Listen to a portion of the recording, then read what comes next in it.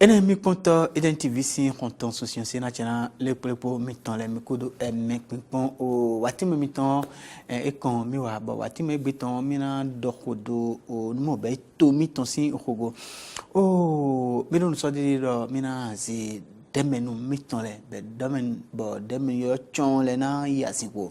do khok bon fon lo e mi ga kon bene to miton si onu konya no do miton le mi kansero o dementel gabe demenu mu jeke bene dunu konya to si apa o kaseni ko gbo e mi ro ogbena ina do nu wa mi ton wati menge ton me bo mi ro me la ho mo gbo mi go ro gbo ina ko lo bo e wa gbarasa me la ho boye Emile mi maule o apida ko do ho mi ko do zoni o zoni be kuno o diaspora FM si konton le ye gimi mondo ilo mi segbe mi tondo diaspora FM amo bavi nous prend mon bayi identifier titandi mi do nous mi na déclarer to wito sile na yami on da gbone e maindo nous kono di lo wa télé wa amo e nous kono lo wa mi khwe identifier lo do dan identifier mileto o lo de mo do Emile Poye de mon do ko do radio jibo yen segbe do lo di mo di gbe ta ka do mi dokuna o me on do radio ko lo bo télé lo ko bo o mi wo son le bo do mi nan sekpo ko de mo ati da tedi do mi ti me pere e jon ena jena me kamera ko Poye Emile sen gbelo di doduda enye do o demelo o demeno mo woson de saint-ton na otome yedu demelo do nyanu kon mi ka kon bene to mi to me de o pon o do mo be ni bene visu sinyosi na bene to lo sin kon ya mi kansiro demen telembe demen mo o do bene demen telenko benezia do tetina no konyeton titembi ko da ko gbo akambio do ko do ma kambio wa mi na do yesin don mi do azi ko do ayado no wodi nous comprendons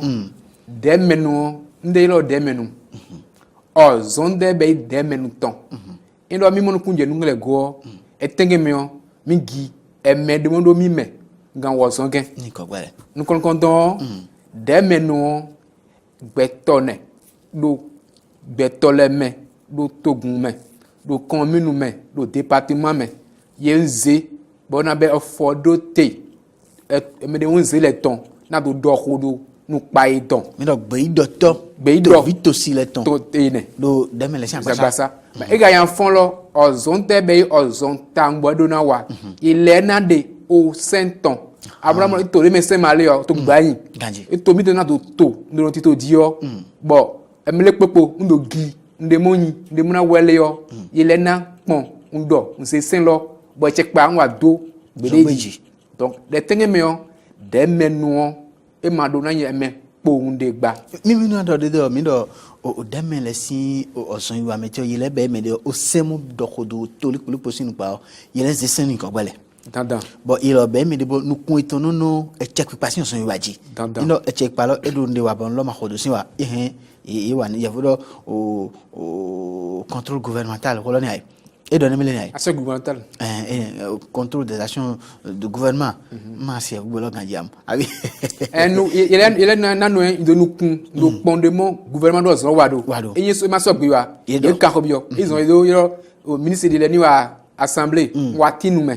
ano ko nu chef de téléphone to gamin do funya fon nya doxu do de ko clair et ye ga no ni bo mi mon kun jeme o somo be yo son dementon o sen gwa mi odi do da de mentelen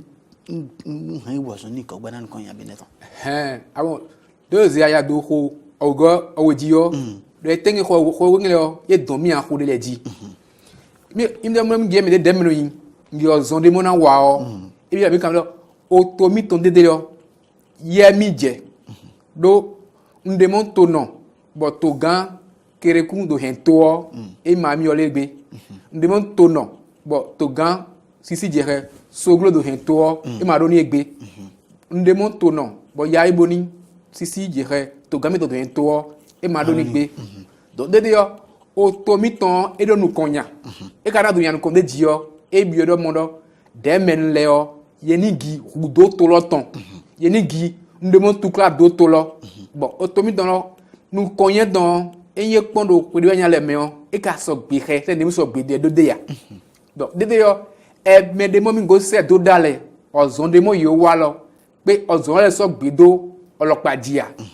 egbe lo hun kun dede bon ne parce que mi ma do mi le chogo no do kun do nyan kon ne mi do na wa do pon o to le volé do mi na do sen go nyan to le vonu me de tin me be do dem na tie me de mo kun je o to ton sin un lego ngo mo kun je ndo mo do jodo ile volé go e ge tin me yo un de sen le clé yedo gi sen de mo na zombo o to ndo je ali oji e isi oloji to gami to sisi je he parti dans les deux mo lo e be réforme mo do to mi do toro ni konya a monti to e pona to lo de go e zombo to lo sin konya e do de ten me yo so daho bo de menu député le do na bayi do ten me de yo mi ga do gbo ma ve dido amo bi be lo ni ve awu amon ku jeme de ten me de yo mi ado de yo endo amase ye fo gbe alo mi do ma ye fo to mi amo au sens tout po go joto le voleme ado amon ku ye fo gbe pele do tun me e me na wa mi ado plidi yo ando yedo me donc etenge me yo e yam ga se fo gbe yo ado na gbeto na godo je do dole do tinu mene amo nu ti me me to no ti mene un da ho fone amo ku yeme e izon atame da mo lo wa do député yo ado an gi kikan ndi igle sen lo wada yido an de ton mais sen lo de yo e do zon wa de yo lo magiwa e ma lo mi be ye vo be me se amo egbe de mo no kun de yo indo ye fo gbe me gbe mi ni nzan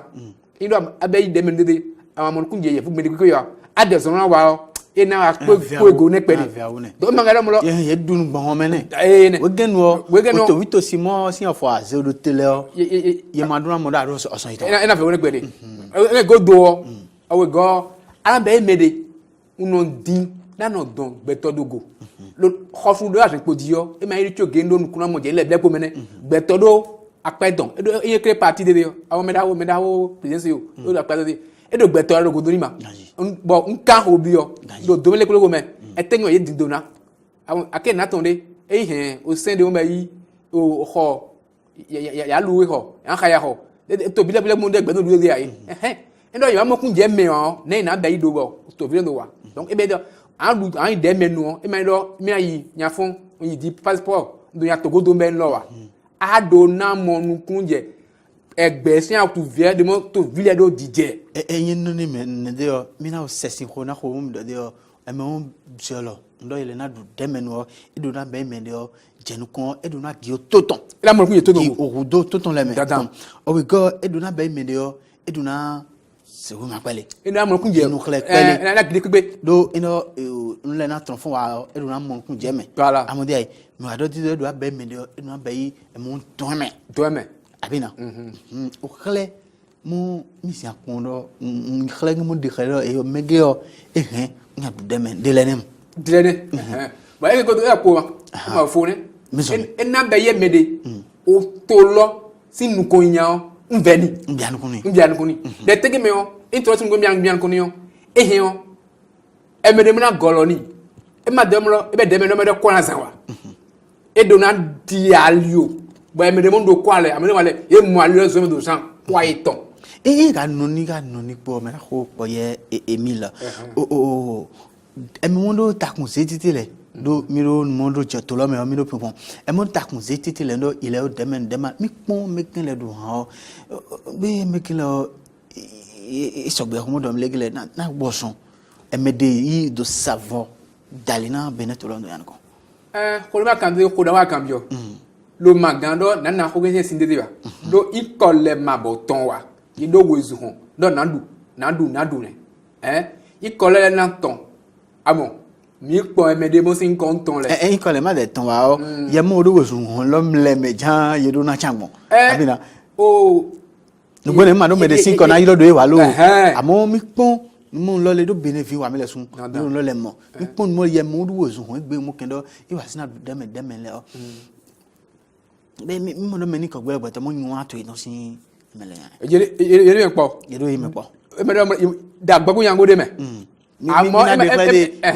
mi se na jino mi ton tengbeju o demenu o Claudine prudentio afiavi o nawegen demeni amara elodio ebe medio mi modo otonyan kon si hondo na meni wa hoka otonyan kon abina demeni ken le gbe 10,000 do o demeni si abasa but mi modo demeni ni ko gbele sosodo o amakwale yele be gandi do de pele ko ti do yen